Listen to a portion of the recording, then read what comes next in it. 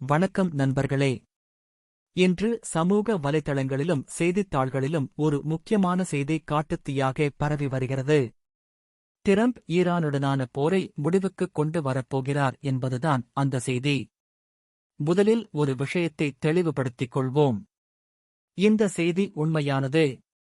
Economic times போன்ற பெரிய ஊடகங்கள் சர்வதேச செய்திகளின் அடிப்படையில் இதை வெளியிட்டுள்ளன.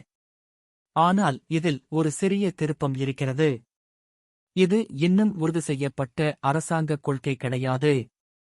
மாறாக இது ஒரு எதிர்பார்க்கப்படும் நகர்வு மட்டுமே.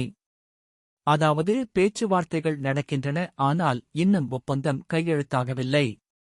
இனி இந்திய சந்தையில் புதன்கிழமை ஏற்படப் போகும் தாக்கத்தை பார்ப்போம். செவ்வாய்க்கிழமை விடுமுறை என்பதால் உலகச் சந்தையின் ஒட்டுமொத்த மாற்றங்களையும் சேர்த்து புதன்கிழமை காலையில் நமது இந்தியச் சந்தை பிரதிபலிக்கும். இதன் சாதகமான பக்கம் என்னவென்றால், ஈரான் பதற்றம் குறையும் என்ற செய்தியால் உலக முதலீட்டாளர்கள் தைரியமாக முதலீடு செய்யத் தொடங்கிவிட்டனர். இதனால்தான் நிஃப்டி மற்றும் அமெரிக்காவின் டவ் ஃபியூச்சர்ஸ் உயர்ந்துள்ளன. எனவே புதன்கிழமை காலை நமது சந்தை ஒரு நல்ல உயர்வுடன் தொடங்க அதிக வாய்ப்பு உள்ளது. அதே சமயம் நாம் கவனிக்க வேண்டிய ஆபத்தான பக்கமும் ஒன்று இருக்கிறது. யுத்தம் முடிவுக்கு வரும் என்ற பேச்சால் கச்சா எண்ணெய் விலை சற்று குறைந்தாலும் அது இன்னும் மிக அதிக விலையிலேயே இருக்கிறது.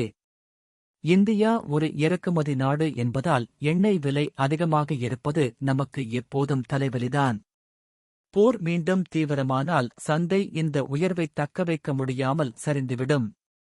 இந்தச் செய்தி ராய்ட்டர்ஸ் மற்றும் வோல் ஸ்ட்ரீட் ஜர்னல் போன்ற நம்பகமான இடங்களிலிருந்து வந்தாலும் இது அதிகாரப்பூர்வமற்ற தகவல் என்பதை நினைவில் கொள்ளுங்கள். டிரம்ப் எப்போது வேண்டுமானாலும் தனது முடிவை மாற்றிக்கொள்ளலாம். எனவே இதை முழுமையாக நம்பி கண்மூடித்தனமாக முதலீடு செய்யாதீர்கள்.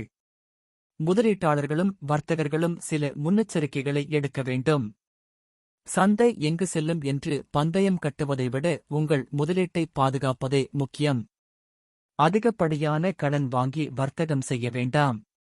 ஒரு சிறிய செய்தி சந்தையை தலைகீழாக மாற்றலாம் என்பதால் உங்கள் வர்த்தக அளவை குறைத்துக் கொள்ளுங்கள். அடுத்த சில நாட்களுக்கு ஸ்டாப் லாஸ் இல்லாமல் வர்த்தகம் செய்யாதீர்கள். ஆட்டோமொபைல், ஏர்லைன்ஸ், பெயிண்ட் மற்றும் லாஜிஸ்டிக்ஸ் நிறுவனங்களில் முதலீடு செய்திருந்தால் எச்சரிக்கையாக இருங்கள். கச்சா எண்ணெய் மீண்டும் உயர்ந்தால் இந்த பங்குகள் பலமாக அடிவாங்கும். ஒருவேளை டிரம்பின் முயற்சியால் அமைதி திரும்பினால் அது இந்திய சந்தைக்கு ஒரு மிகப்பெரிய ஜாக்பாட் ஆகும். அப்போது வங்கி மற்றும் நிதி நிறுவன பங்குகள் முதலில் உயர வாய்ப்புள்ளது.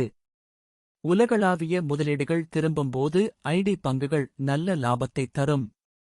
பெட்ரோல் டீசல் விலை கட்டுக்குள் வரும் என தெரிந்தால் நுகர்வோர் பொருட்கள் சார்ந்த பங்குகள் உயரும். சந்தை காலையில் உயர்ந்த பிறகு லாப நோக்கம் காரணமாக கீழே இறங்கினால் தரமான பங்குகளை வாங்க அது ஒரு நல்ல வாய்ப்பு. வெறும் செய்தியை மட்டும் நம்பி ஆப்ஷன் செல்லிங் செய்யாதீர்கள். திடீர் மாற்றங்கள் உங்களை பெரிய நஷ்டத்தில் தள்ளிவிடலாம். புதன்கிழமை காலை இந்தியச் சந்தை ஒரு பாசிட்டிவ் தொடக்கத்தை கொடுக்கும் என்று எதிர்பார்க்கப்படுகிறது. குறிப்பாக வங்கிப் பங்குகள் முன்னிலையில் இருக்கும். ஆனால் இது ஒரு மென்மையான ஏணி போன்றது. எப்போது வேண்டுமானாலும் ஒரு சர்வதேச செய்தி இந்த ஏணியை உடைக்கலாம். புத்திசாலித்தனமான வர்த்தகர் என்பவர் சந்தை எங்கு போகும் என்று கணிப்பவர் அல்ல, சந்தை எங்கு போனாலும் தனது முதலீட்டை பாதுகாப்பவரே உண்மையான வர்த்தகர். இந்த தகவல் உங்களுக்கு பயனுள்ளதாக இருந்தால் பகிருங்கள். புதன்கிழமை வர்த்தகத்திற்கு வாழ்த்துகள்.